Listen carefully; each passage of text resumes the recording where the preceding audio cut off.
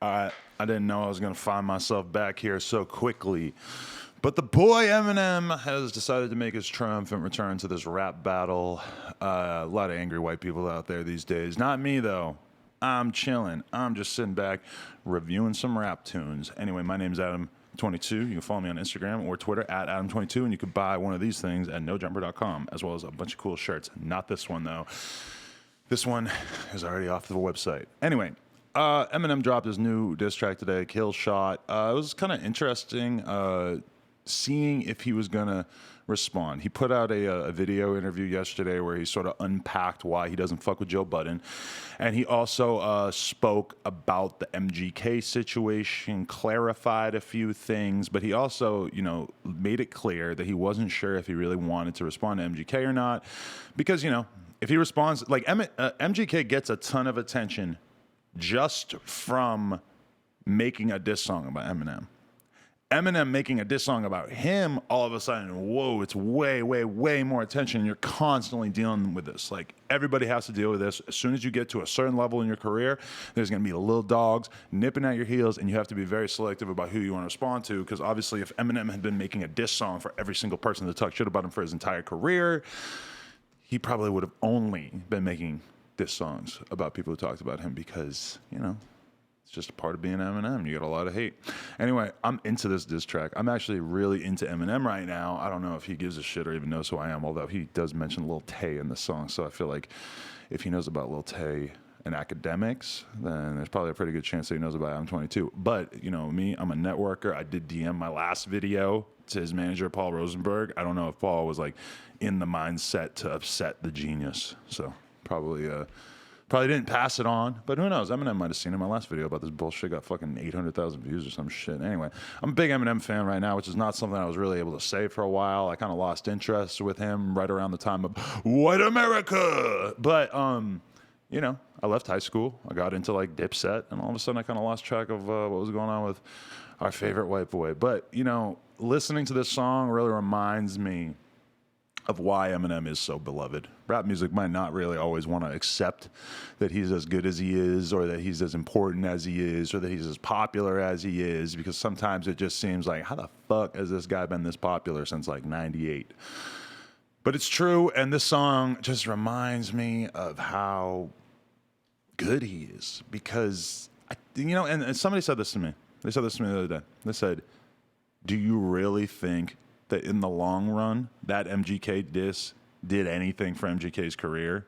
And that really got me thinking about this. How does this all play out in the long run? I mean, it's already clear that Eminem basically can do whatever he wants to MGK's career, but he's just in such a powerful position, and MGK is so not.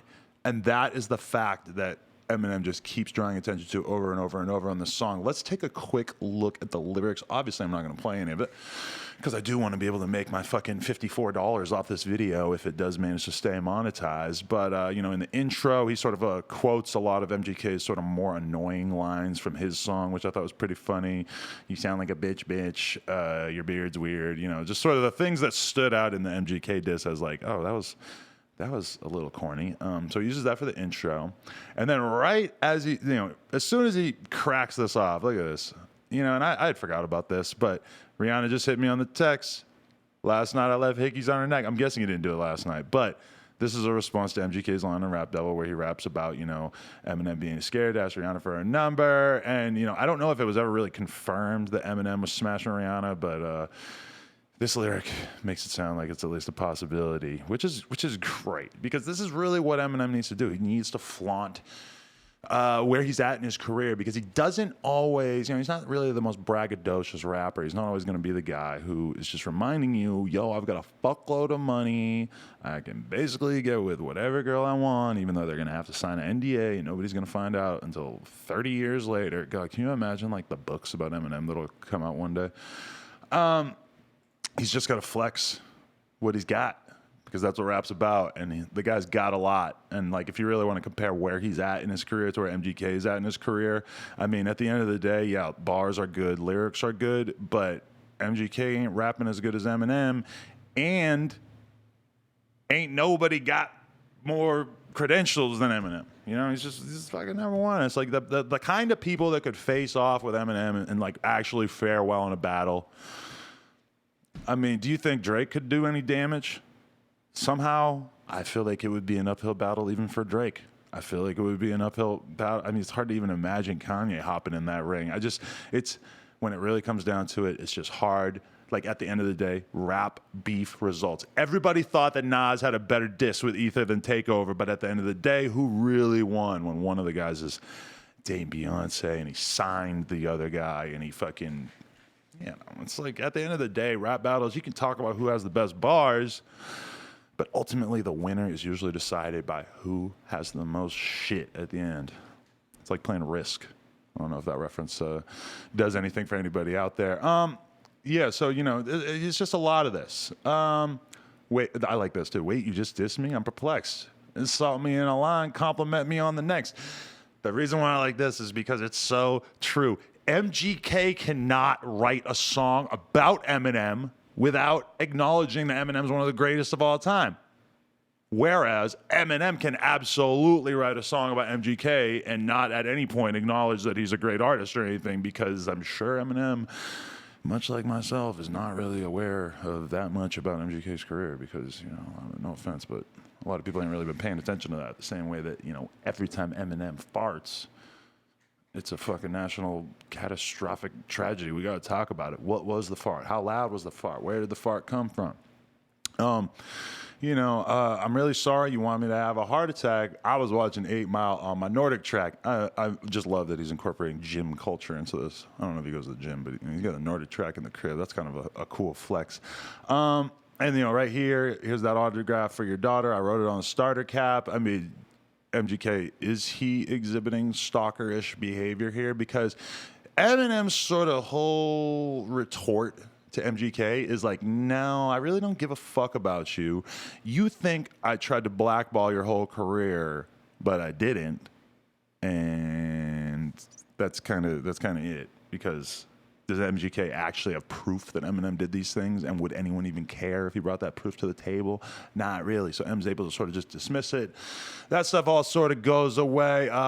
He's got a lot of petty lines in here that I think are pretty funny too. How are you going to name yourself out of a damn gun and have a man bun? Like, that line maybe wouldn't do it for a lot of rappers with me, but coming from M, I like it.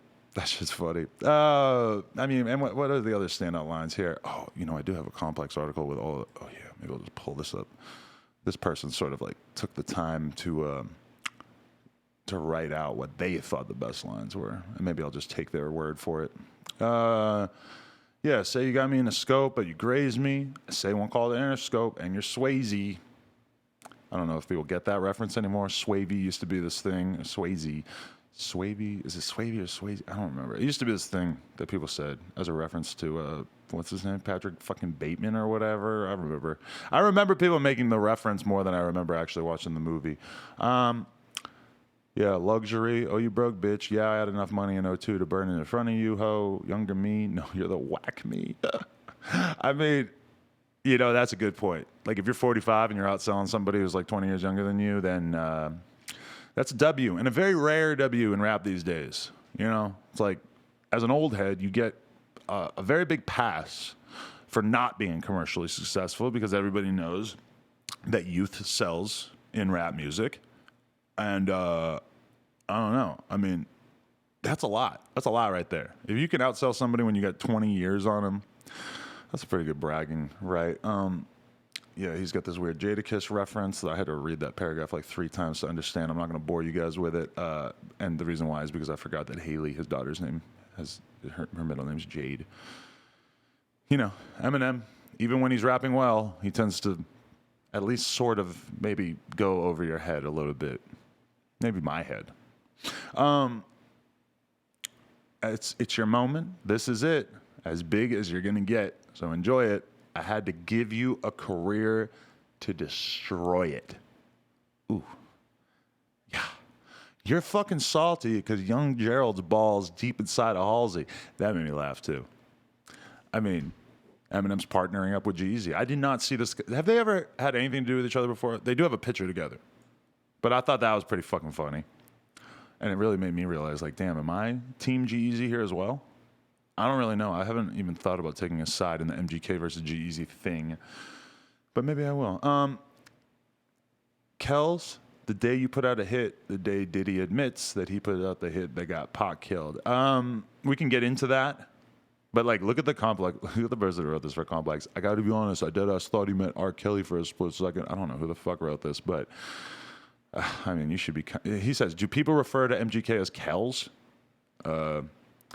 I don't know that much about MGK, but if you've ever listened to an MGK song, he says Kells. Like, that's his main like ad lib drop thing. So that might be a point where this Complex author wants to dig in a little bit more and maybe learn a little bit more about MGK history. But, you know, that was an interesting moment, because when he says this, the day you put out a hit, the day Diddy admits that he put out the hit that got Pac killed. Now, it's kind of interesting, like, what Eminem's going for here, because, of course, he has to come back around at the end and say, haha, I was just kidding. But, you know, him leaning on the Diddy connection is kind of an important way for Eminem to sort of come up in this whole debate, because, you know, Diddy signed MGK, and then, you know, a lot of people sign a lot of people and then don't necessarily have a shitload to do with their career afterwards. And I mean, it seems like kind of a thing that MGK is sort of going through. It's not like you see MGK with Diddy all the time, and it's kind of like, you know, an easy point for M to sort of dig in on and just say, like, oh, well, you know, it doesn't seem like your boss really gives a fuck about you. I mean, that's mean, but that shit probably stings. But yeah, like, you've sort of force yourself to wonder, like, why would he sort of insert this distraction, this weird conspiracy theory about Biggie, or about, you know, Puffy and Pac? It seems like a little bit of a weird distraction that's almost going to start this whole other conversation that has absolutely nothing to do with why he doesn't like MGK. And I find that just sort of be a weird decision. And as you can see right here, this is this website that Comethazine doesn't know about called Pitchfork. Jay Electronica has responded. He deleted the tweet. Look at what Jay Electronica said. And I know a lot of you probably don't know who Jay Electronica is. He's a very great rapper. I'd really suggest that you go look into some of his work. He also follows me on Twitter, which I was really not ready for. How dare you accuse Diddy of killing Tupac while you completely look past Jimmy Iovine and those who profited from his death the most? You best tread carefully, son, before I come tear your ivory tower down like whatever done the Templar Knights. In a second tweet, Jay Electronica claimed that he had to check M for blaspheming Louis Farrakhan in 2003 when the Nation of Islam leader was attempting to broker peace between Ja Rule and M and their then protege 50 Cent. Eminem and Farrakhan later met in Detroit in 2015. Well, I don't really have a super strong opinions about this, but I mean, there's plenty of documented reasons to not fuck with Louis Farrakhan, but that might be a video for another day. I'm very, very interested to hear what you guys think about this diss track. I'm not sure how much more I'm going to necessarily add to it by digging in and sort of you know, referencing every single bar. You can get into it, but you know, this isn't not just one man's opinion. It's a conversation. Head on over to DeFrancoElite.com and sponsor me. Yeah, we're done here. This is you know, it's a good topic to discuss, but I want to see what you guys got to say too. I'll be reading the comments very, very carefully. Chime in down there and check out everything else on the channel, because we got a whole lot of good shit right now. Much love, and I will see you later.